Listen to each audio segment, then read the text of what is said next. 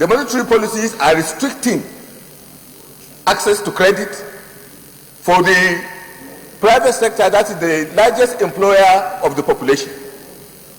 Now, the major problem this causes is that in economics, there are two fundamental policies that are cross purposes.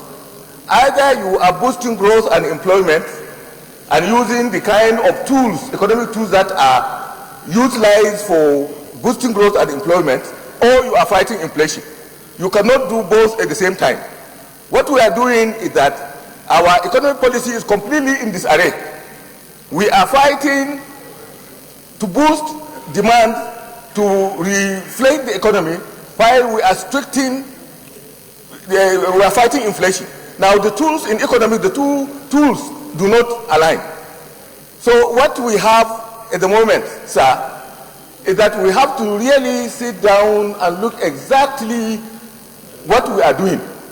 For example, between January and today, I think the central bank spent about $4 billion trying to show up the exchange rate. That amount is equivalent to the total capital expenditure on the fiscal side. It's equivalent to that amount. Now, Mr. President, one of the major problems that I can recall Albert Einstein having said that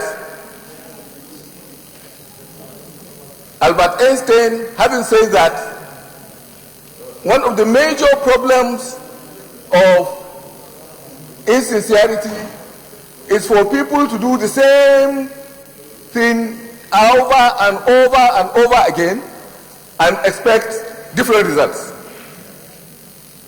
You are telling yourself a lot of lies.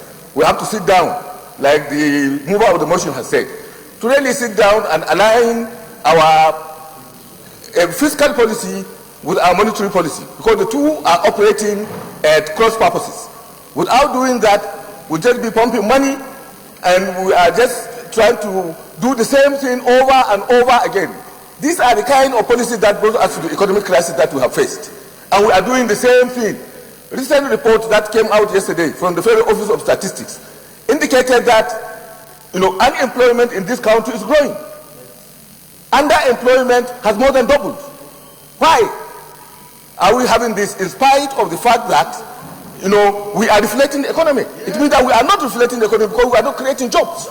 We are not creating jobs. Our small and medium enterprises sector have collapsed, because of this kind of thing. So it's a reflection of the larger policy. It's not a question of just simply adjusting interest rates and then saying no.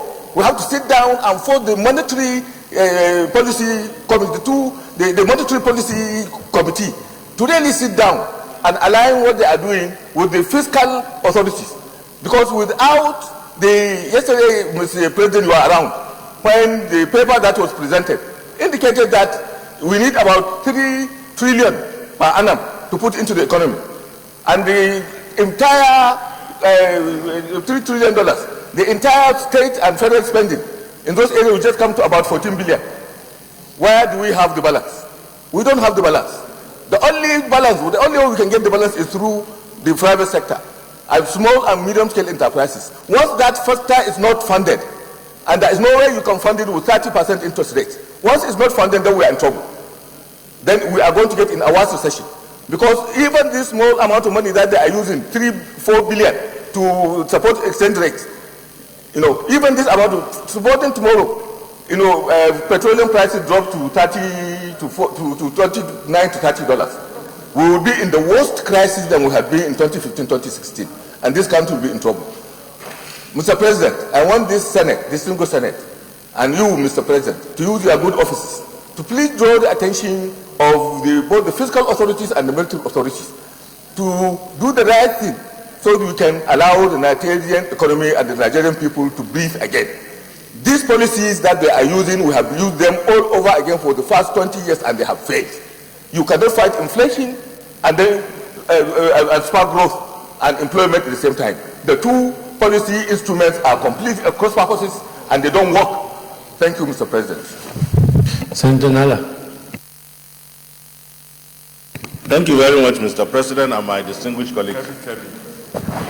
Dr. Yahaya has aptly captured where exactly I am coming from, but I wish to add that I think the best approach to this is to be honest and sincere to ourselves, to look at the banking sector in Nigeria and see whether it can truly be called a banking sector that is sensitive to the development of this country. First, we must admit the fact that we have one of the most unpredictable economies in the world. And the reason being that the central bank itself has lost grip.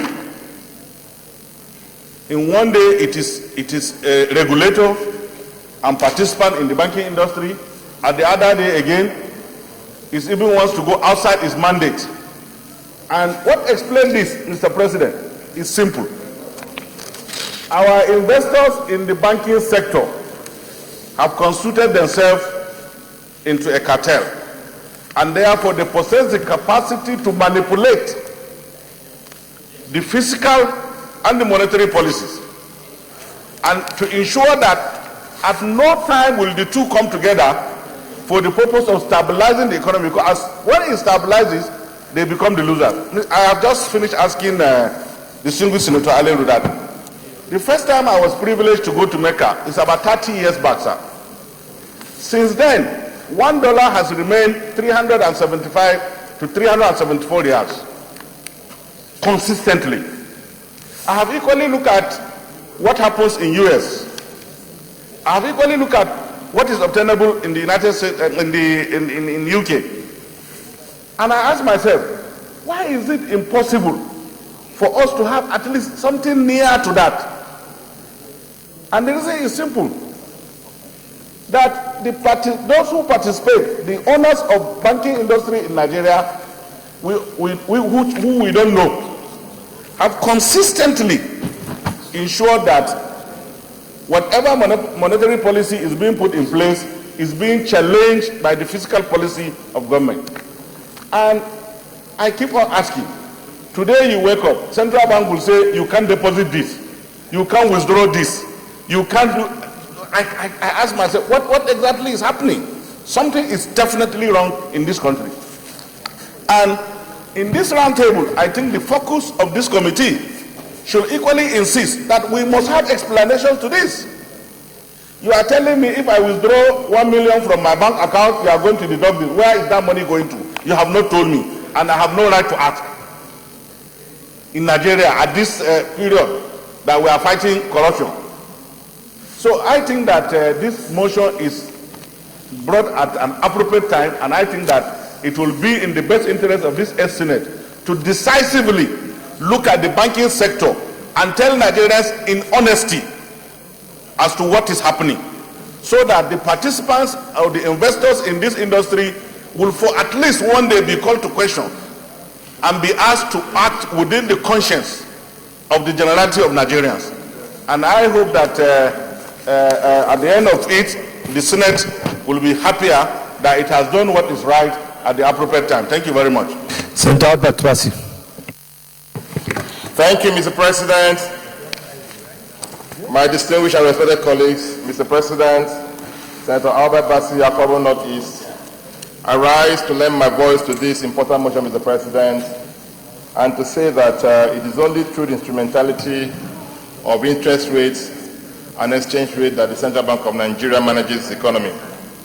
But in the last couple of months, Mr. President, what we have noticed is that more emphasis on the part of Central Bank has been placed on trying to bring down the exchange rate to the detriment of interest rates. Mr. President, there is no amount of strategy you use in pushing down exchange rate if you do not address the fundamental issue of interest rate, because it is through the interest rate that the small and medium enterprises borrow money from Central Bank of Nigeria to leverage on your exchange rate policy. So once there is no balancing between the interest rate and the exchange rate, Mr. President, then you will still have an issue. Looking at the last report of the statistics from the National Bureau of Statistics, Mr. President, Yes, so much emphasis was placed on the fact that Nigeria was coming out of recession, but the element of unemployment has been on the increase, which also underscores the fact that it is not only through government spending that you can checkmate unemployment. If you not look at the fundamental aspect, because 60% of our economy should be driven by the SMEs. So once there is no checks and balances in trying to balance policies, you will definitely still remain in the quagmire that we have found ourselves as a nation. Mr. President, even during the last Central Bank Monetary Policy Committee meeting, Central Bank has consistently in the last 4 quarters maintained the same monetary policy. And one of the reasons they come up with is that they expect government to increase expenditure to drive the economy. So I still agree with Dr. Yahya that we must also try to balance both the fiscal side and the monetary side. And the key monetary element that we must address is the interest rate. Even during the monthly, Mr. President, during the monthly FAC meetings, it is estimated that when we meet on FAC, that the banks are supposed to be awash with cash. But those cash are driven to treasury bills and other government borrowing. And we should also try to checkmate government that we should be looking at how we can drive an emphasis on foreign borrowing, because foreign borrowing is cheaper.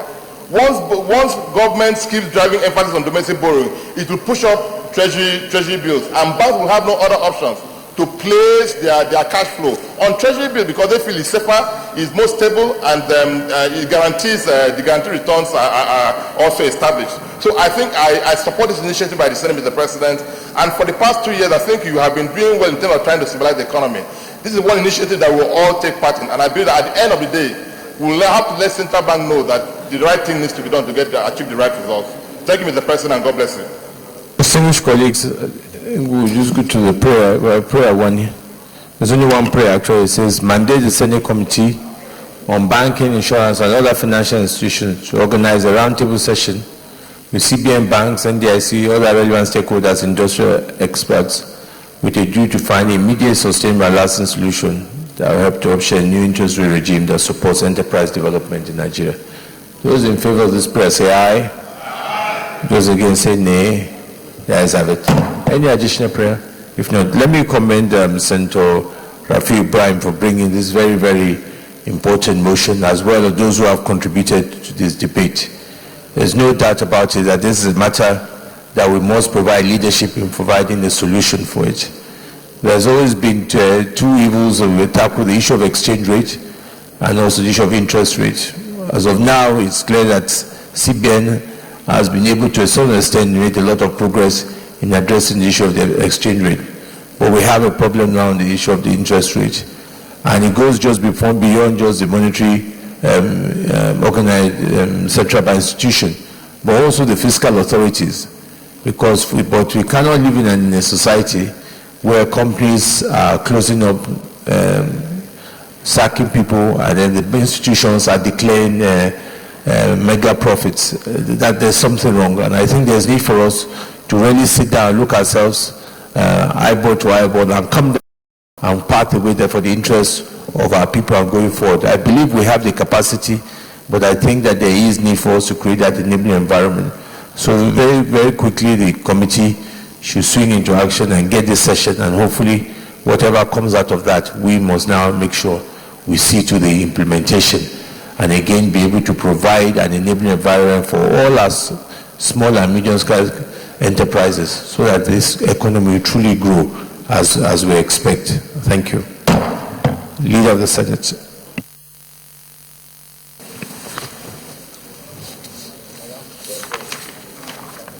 Mr. President, very distinguished colleagues, the fourth order of the day is the presentation and consideration of the Conference Committee report of the National Assembly Budget and Research Office Establishment ETC Bill 2017.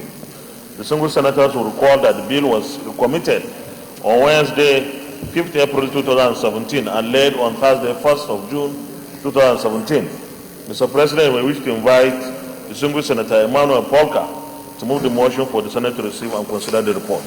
Senator Polka. Mr. President, I rise to move that the Senate do consider the report of the Conference Committee on the National Assembly Budget and Research Office, etc. Bill 2017 SB 222. I so move, Mr. President. Senator Dinumilai. Mr. President, Dinumilai Kogi West, I stand to second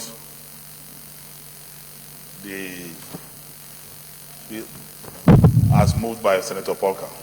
Distinguished colleagues, those in favor that the Senate do consider the Conference Committee report on National Assembly Budget and Research Office, the Step Etc. Bill 2017 SB 222. Those in favor say aye. Those against say nay. The ayes have it. Senator Porter, present your report. Thank you.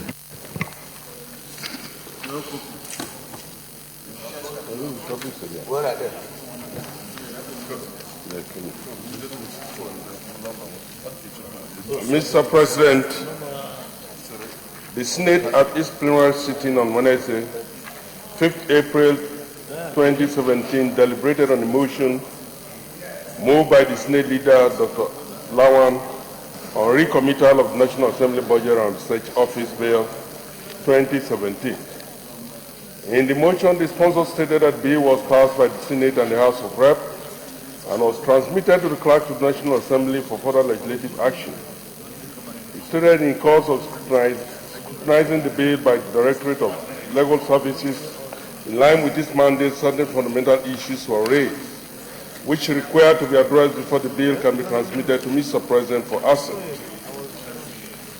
Further informed the Senate that there are no defined procedure on reconsideration of bills already passed by the National Assembly.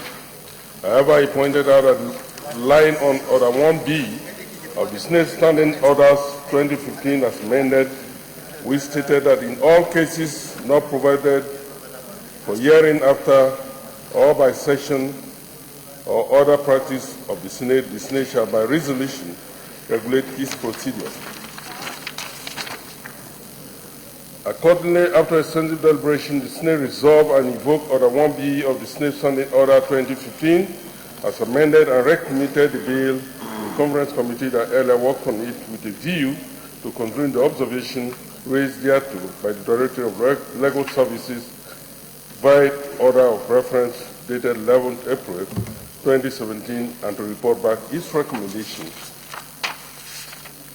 Legislative action. The Conference Committee met on Tuesday, 2nd May 2017 and deliberated extensively on salient observations raised by the Directorate of Legal Services and critically analyzed the argument raised on the motion and also relied on Order 1B of the Senate Standing Orders 2015 as amended in furtherance of its assignment. The issues are as follows, Mr. President.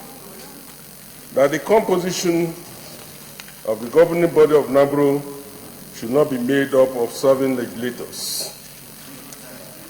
Should be made up of serving legislators. 2, that by virtue of Section 1 of the bill, the National Assembly Budget and Research Office is conferred with the status of statutory body to be headed by a Director General. And as a result, it is required that it has a full complement of a statutory body with adequate provision, such as quarterly reports, power to accept gifts, power to borrow, procedure for suit against the NABRO, service of summons, indemnity of members, and acquisition of property by the NABRO, which were inadvertently left out of the bill. 3, that in Clause 3, a fund was provided for NABRO without first establishing it. Therefore, there is a need to specifically create a fund for NABRO in the clause.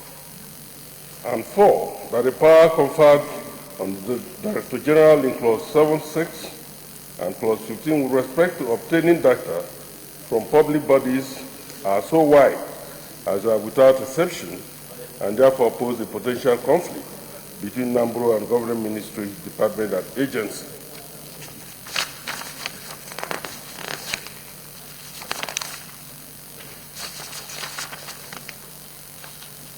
Mr. President, the committee looked closely to all these issues raised and embodied in this report. I may not go to details of all the issues as addressed by the committee, and I'll go straight to observations and findings.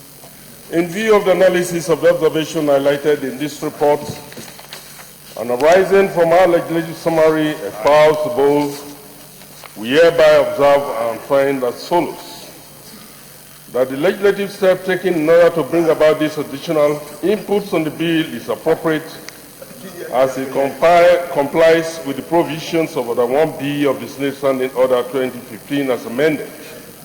2, that the observation of the Directorate of Legal Services on this bill is commended, without which the bill wouldn't have been assented to if transmitted to the President without the newly introduced clauses. And 3, that if the recommendation of the Conference Committee on the bill is approved by the distinct Senate, a full status of a statutory body will be conferred on NABU, which will enable it to perform its function efficiently and effectively without any hindrance with this when the bill is eventually passed into law. Recommendation: the Conference Committee, having considered the bill which was recommitted to it by the Senate, in line with Order 1B of the Senate Standing Order 2015 as amended, hereby recommend as follows: that the Senate do approve the report of the Conference Committee on the National Assembly Budget and Research Office Bill 2017 as recommended. I so move, Mr. President. Any comments? If not, any comments? If no comments, then I'll put the question then.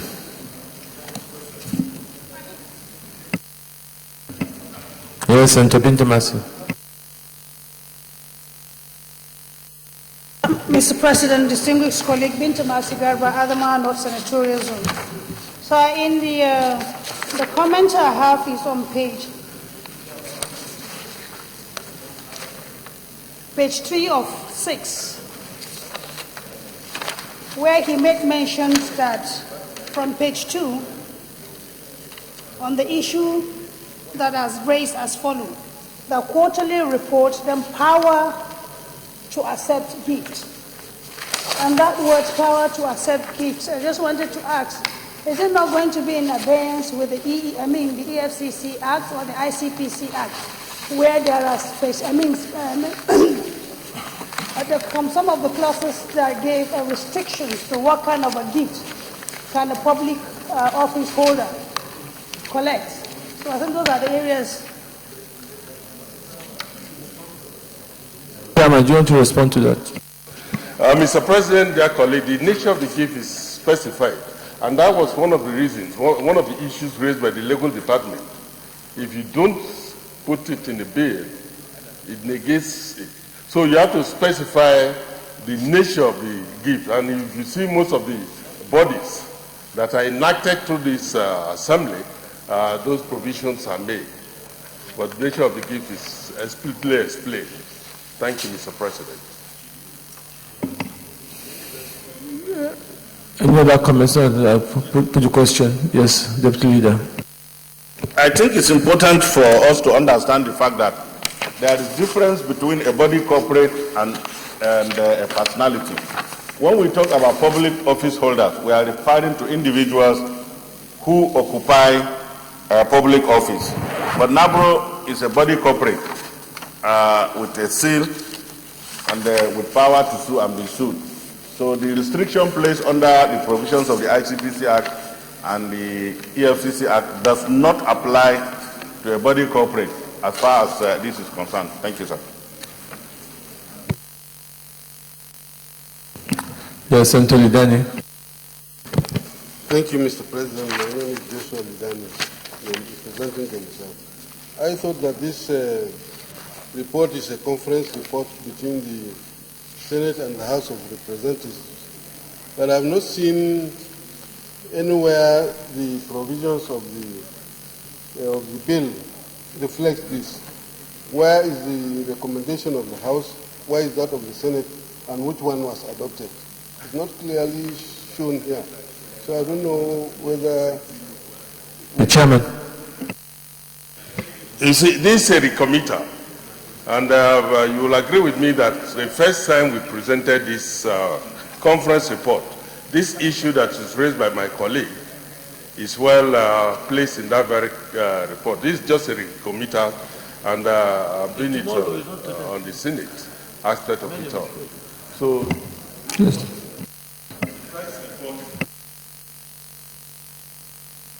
distinguished colleagues, I put the question. Those in favor that the Senate do approve the conference committee report on the National Assembly Budget and Research Office Establishment Secretarial Bill 2017. Those in favor say aye. Those against say nay. The ayes have it. Leader of the Senate. Mr. President, very distinguished colleagues, the fifth order of the day is the presentation and consideration of the report of the Committee on Poverty Alleviation and Social Welfare on the Constituency Projects Budgetary Provisions Bill 2017. The single senators will recall that the report of the committee was laid on Tuesday, 23rd May 2017. Mr. President, you may wish to invite distinguished Senator Ali Wakili, Chairman of the committee, to move the motion for the presentation and consideration of the report. Senator Wakil.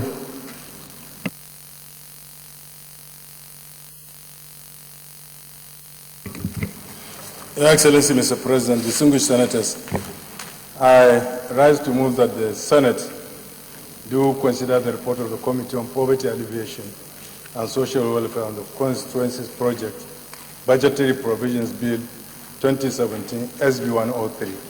I so move.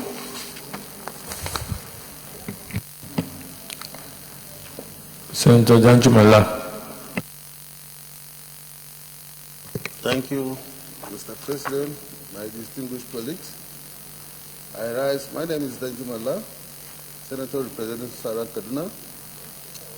I rise to support the motion that the Senate do consider the report of the Committee on Poverty Alleviation and Social Welfare on the Constituency Project Budgetary Provision Bill 2011 SB 113. I so submit.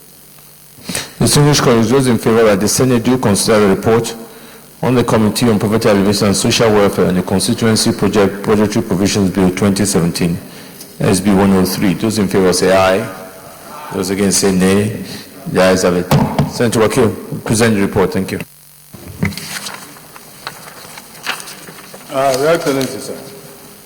A report of the Senate Committee on Poverty Alleviation and Social Welfare on a bill for an act to establish the Constituency Sustainable Development Fund to provide a data bank on constituencies projects, funds allocation, disbursements, records, reports from constituencies, and for other matters connected therewith, establishment, etc. Bill 2017, SB 103. Members of the committee is as comprised as written, sir, plus the secretariat. Background, sir. Mr. President, distinguished colleagues, you may recall that the Senate of the Federal Republic of Nigeria, at its plenary sitting on Tuesday, 7th June 2016, read a bill for an act to establish the Constituency Sustainable Development Fund, Establishment, etc. Bill 2017 SB 103. The second time, I referred same to the Senate Committee on Poverty Alleviation and Social Welfare for further legislative action. This eighth Senate considers the necessity of having a new law in place that will take care of issues related to executions of constituency projects so as to guarantee a hitch-free, sustainable, and prompt infrastructural development of some of those communities that are either less or not developed at all in terms of having modern facilities on ground. The Constituency Sustainable Development Funds deal with issues related to educational, security, environmental, cultural, and socio-economic matters as rightly captured in both sections 16, economic objectives, and 17, social objectives, contained in Chapter 2 on the directive principles of state policy expressly stated in the Constitution of the Federal Republic of Nigeria, 1999, as amended.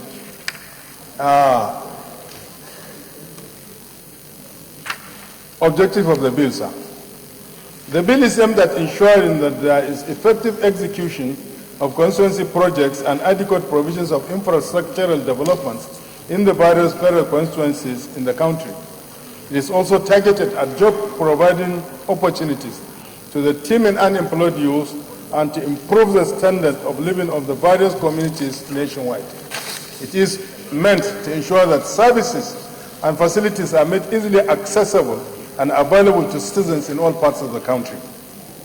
Lastly, that the bill will attempt to address some of those challenges concerning the execution of constituency projects. It must be noted that it's the primary responsibility of the executive and the legislature to ensure the effective execution of constituency projects.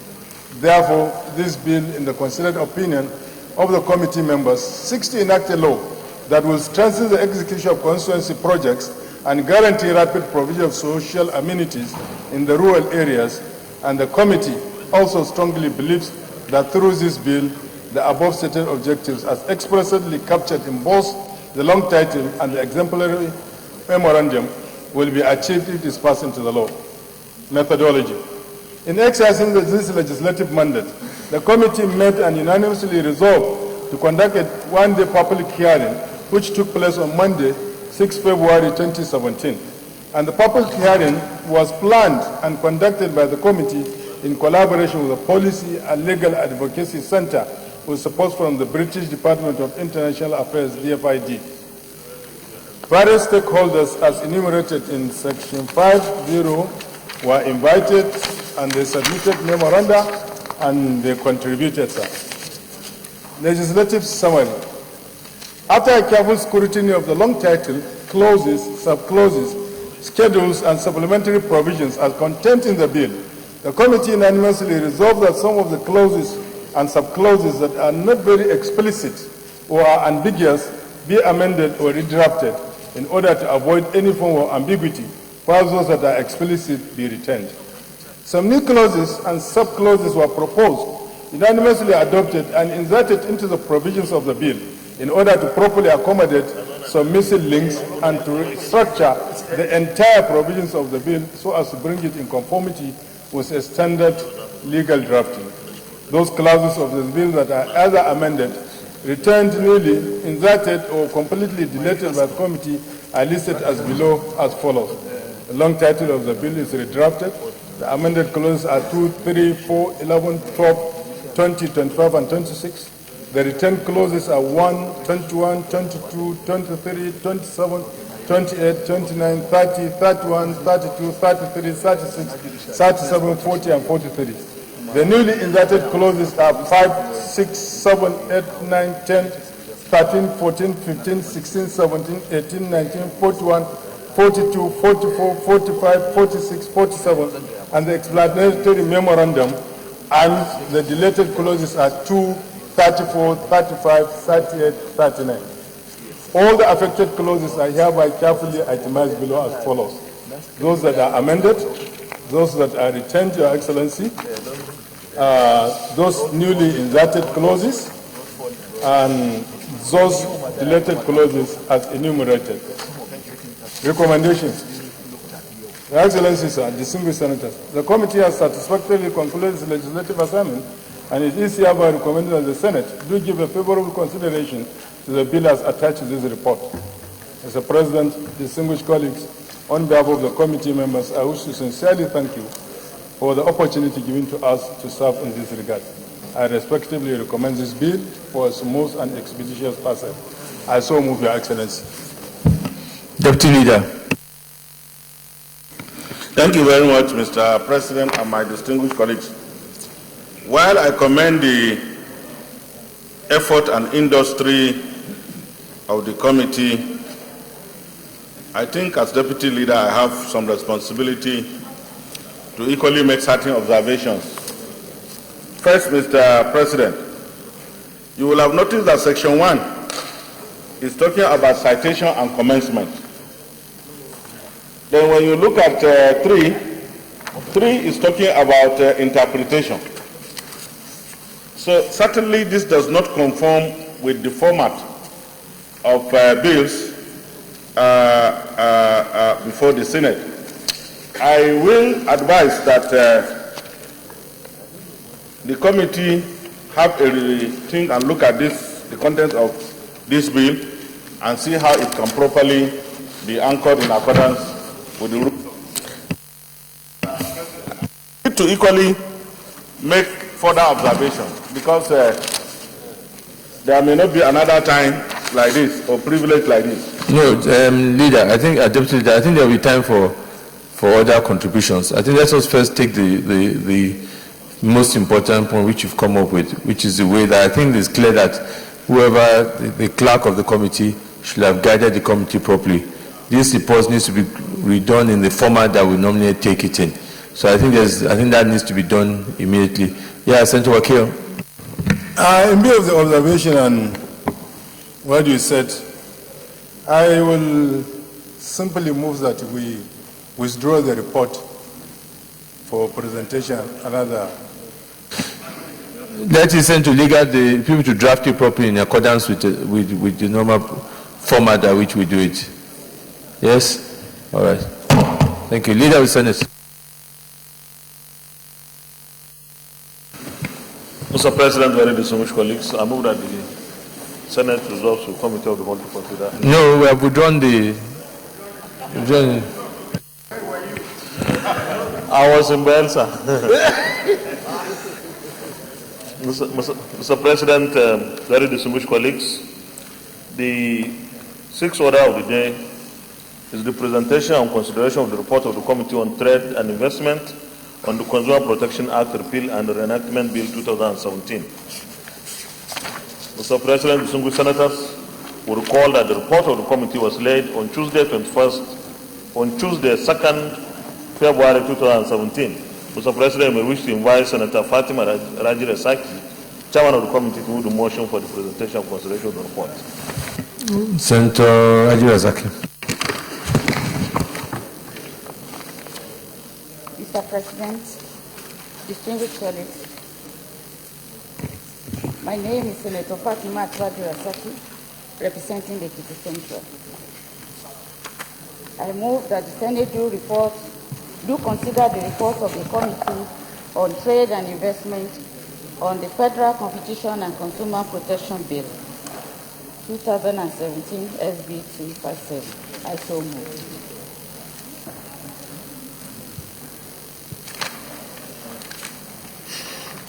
Senator John Eno.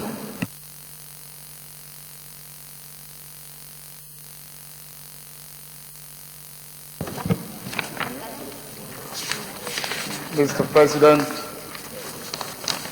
my name is John Owan Eno, Cross River Central. Mr. President, I second the motion that the Senate do consider the report of the Committee on Trade and Investment on the Federal Competition and Consumer Protection Bill 2017 SB 257. I so second. Distinguished colleagues, those in favor that the Senate do consider the report on the Committee on Trade and Investment on the Federal Competition and Consumer Protection Bill 2017 SB 257 say aye. Those against say nay. The ayes have it. Senator Fatima Razaki, present your report, please. Thank you, Mr. President. The bill before the Senate this afternoon for consideration is a bill for an act. It's a bill for an act to repeal the Consumer Protection Act, Cap C25, LFN 2004, establish the Federal Competition and Consumer Protection Commission and the Competition and Consumer Protection Tribunal for the development and promotion of fair, efficient, and competitive markets in the Nigerian economy, facilitate access by all citizens to safe products, secure the protection of rights for all consumers in Nigeria, and for other related matters. Mr. President, distinguished colleagues, you may recall that this bill was reintroduced and read the first time on 21st April 2016. The bill was read the second time on 26 October 2016 and referred to the Senate Committee on Trade and Investment for further legislative action. The Senate may wish to note that this bill was passed by the 6th Senate on 12 April 2006. The bill was equally passed in May 2007 by House of Representatives, but was not assented to by the former President, His Excellency Chief Olusegun Obasanjo. The methodology that the committee adopted. The committee adopted the following methodology in the course of its assignments. 1. Received memoranda from members of the public, National Agency for Food and Drug Administration and Control, NAFDAC, Federal Ministry of Industry, Trade and Investment, civil society organizations, and other relevant stakeholders. 2. Conducted a public hearing which was well attended by the relevant stakeholders, about 97 persons. Considered the bill clause by clause during its meetings. We also consider the contributions by distinguished senators at the second reading of the bill, and the committee engaged the services of a consultant during the work of the bill. The objective of the bill primarily seeks to repeal the Consumer Protection Act, Cap C 25 LFN 2004, and establish the Federal Competition and Consumer Protection Commission and the Competition and Consumer Protection Tribunal for the development and promotion of fair, efficient, and competitive markets in the Nigerian economy, facilitate access by all citizens to safe products, secure the protection of rights of all consumers in Nigeria, and for other related matters as is in the current practice worldwide. 2. Promote and maintain competitive markets in the Nigerian economy. 3. Promote economy efficiency. 4. Protect and promote the interests and welfare of consumers by providing consumers with competitive price and product choices. Prohibit restrictive business practices which prevent, restrict, or distort competition or constitutes an abuse of a dominant position of market power in Nigeria. Also contribute to the sustainable development of the Nigerian economy. The bill will guarantee regular research, study, and analysis of consumer protection standards and services rendered to consumers, and publish its observations, findings, and recommendations in quarterly journal for the benefit and general information of consumers. The bill will equally reduce the risk and injuries which may occur from consumption of certain consumer items and other services rendered to consumers. It will ensure that all service providers comply with international standards of quality and service delivery. And the bill, when passed into law, will equally enhance the enforcement capacity of the Commission, establish a national administrative framework for consumer protection, remove regulatory overlaps, and create regulatory harmony between the Commission and other agencies involved in consumer protection, enable the Commission to register products and service and monitoring the activities of manufacturers, etc., and providers of these products and services. Curtail deceptive advertising and unfair and unethical marketing practices. Create strict liability offenses for common unfair trade practices to deter indulgence by providers of goods and services. Create consumer awareness as to their rights and encourage consumers to form advocacy groups to protect these rights. Institute a more efficacious redress mechanism to consumers so consumers can get redress easily and speedily, and generally provide a rule-based framework for market behavior and protect domestic industry. Observations. The committee observed the following: that the core function of the Commission, that is the handling of consumer complaints by ensuring and instituting redress mechanism in order to address unfair or deceptive acts, is maintained. That the Commission is expected to coordinate with the relevant specialized and statutory bodies in the discharge of its functions.